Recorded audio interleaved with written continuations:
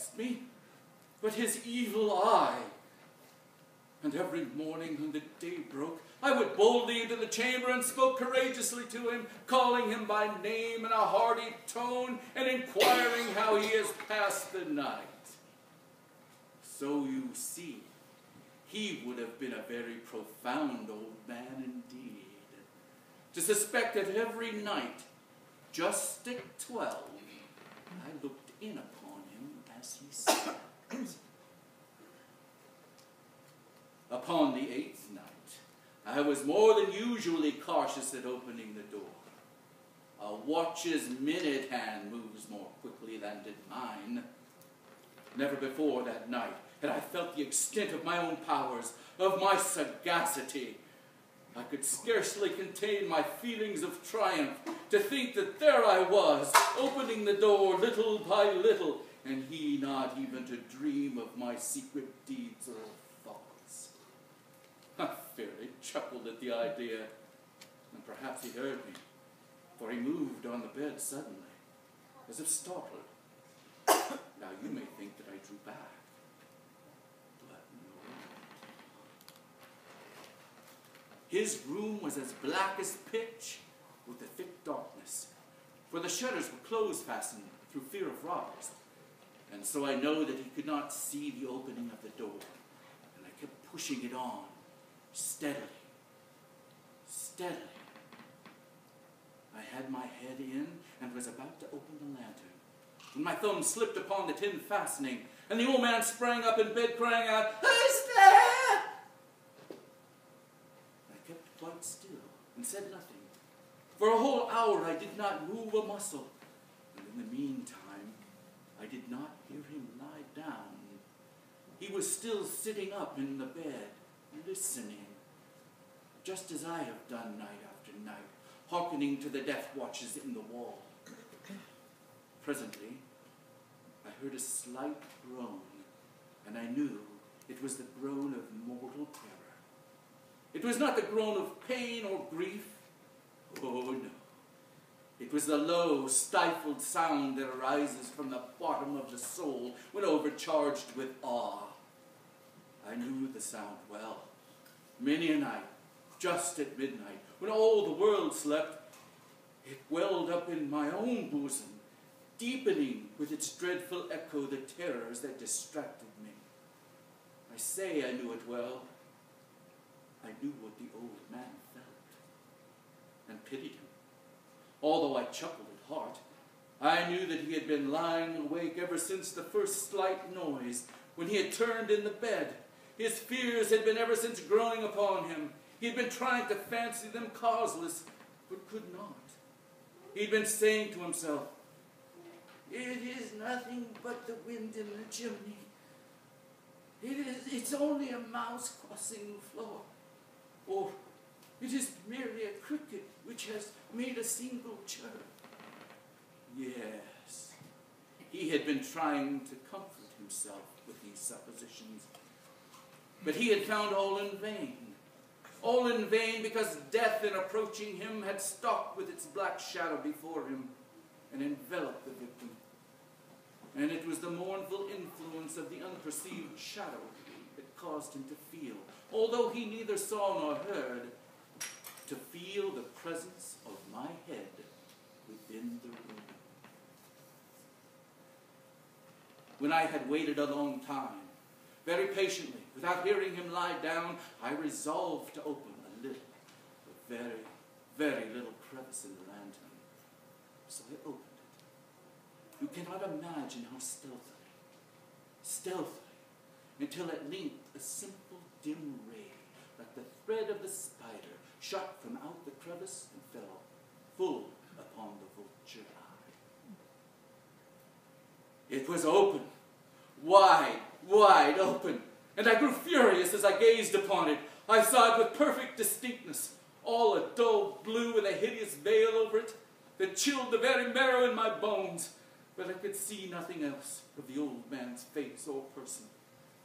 For I had directed the ray as if by instinct precisely upon the damned spot. And have I not told you that what you mistake for madness is but over the cuteness of the sense.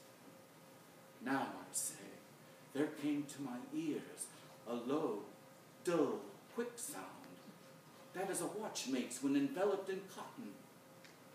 I knew that sound well, too. It was the beating of the old man's heart. It increased my fury, as the beating of a drum stimulates the soldier into courage. But even yet, I refrained and kept still. I scarcely breathed. I held the lantern motionless. I tried how steadily I could maintain the ray upon the eye. Meantime, the hellish tattoo of the heart increased. It grew quicker and louder every instant. The old man's terror must have been extreme. It grew louder. I say louder every moment. Do you mark me well? I have told you that I'm nervous. So I am. But now, at the dead hour of the night, amid the dreadful silence of that old house, so strange a noise as this excited me to uncontrollable terror. Yet for some minutes longer I refrained and stood still. But the beating grew louder. I thought the heart must burst. And now a new anxiety seized me. The sound would be heard by a neighbor. The old man's hour had come. With a loud yell, I threw open the lantern and leaped into the room. He shrieked once only. In an instant, I dragged him to the floor and pulled the heavy bed over him. I then smiled gaily to find the deed so far done. But for many minutes, the heart beat on with a muffled sound. This, however, did not vex me. It would not be heard through the wall. At length it ceased. The old man was dead. I removed the bed and examined the corpse. Yes, he was stone dead. I placed my hand upon the heart and held it there many minutes. There was no pulsation. He was stone dead. His eye would trouble me no more. If still you think me mad, you will think so no longer when I describe the wise precautions I took for the concealment of the body. The night waned and I worked hastily, but in silence. First of all, I dismembered the corpse. I cut off the head and the arms and the legs. I then took up 3 planks from the flooring of the chamber and deposited all between the scantlings. I then replaced the boards so cleverly, so cunningly, that no human eye, not even his, could have detected anything wrong. There was nothing to wash out, no stain of any kind, no blood spot whatever. I'd been too wary for that. The tub had cut all. When I had made an end to these labors, it was 4 o'clock, still dark as midnight. As the bell sounded the hour, there came a knocking at the street door. I went down to open it with a light heart, for what had I now to fear? There entered 3 men who introduced themselves with perfect suavity as officers of the police. A shriek had been heard by a neighbor during the night. Suspicion of foul play had been aroused. Information had been lodged at the police office, and they, the officers, had been deputed to search the premises. I smiled.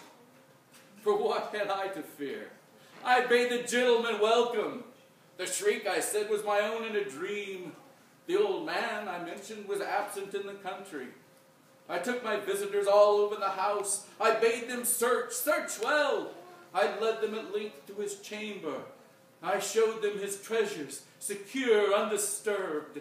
In the enthusiasm of my confidence, I brought chairs into the room and desired them here to rest from their fatigues. While I myself, in the wild audacity of my perfect triumph, placed my own seat upon the very spot beneath which reposed the corpse of the victim. The officers were satisfied. My manner had convinced them. I was singularly at ease. They sat, and while I answered cheerily, they chatted of familiar things. But ere long, I felt myself getting pale and wished them gone. My head ached, and I fancied a ringing in my ears. But still they sat, and still chatted. The ringing became more distinct. It continued and gained definiteness, until at length I found that the noise was not within my ears. No doubt, I now grew very pale. But I talked more fluently and with a heightened voice, yet the sound increased. And what could I do? It was a low, dull, quick sound. Much such a sound as a watchmate when enveloped in cotton. I gasped for breath, and yet the officers heard it not. I talked more quickly, more vehemently, but the noise steadily increased. I rose and argued about trifles in a high key and with violent gesticulations, but the noise steadily increased. Why would they not be gone? I paced the floor to and fro with heavy strides, as if excited to fury by the observations of the men. But the noise steadily increased. Oh God, what could I do? I foamed, I raved, I swore. I swung the chair upon which I had been sitting and grated it upon the boards. But the noise arose all and continually increased. It grew louder, louder, louder, and still the men chatted pleasantly and smiled. Was it possible they heard not? Almighty God, no, no, they heard, they suspected, they knew. They were making a mockery of my horror. This I thought, and this I think. But anything was better than this agony. Anything was more tolerable than this derision. I could bear those hypocritical smiles no longer. I felt that I must scream or die. And now, again, hark! Louder! Louder! Louder!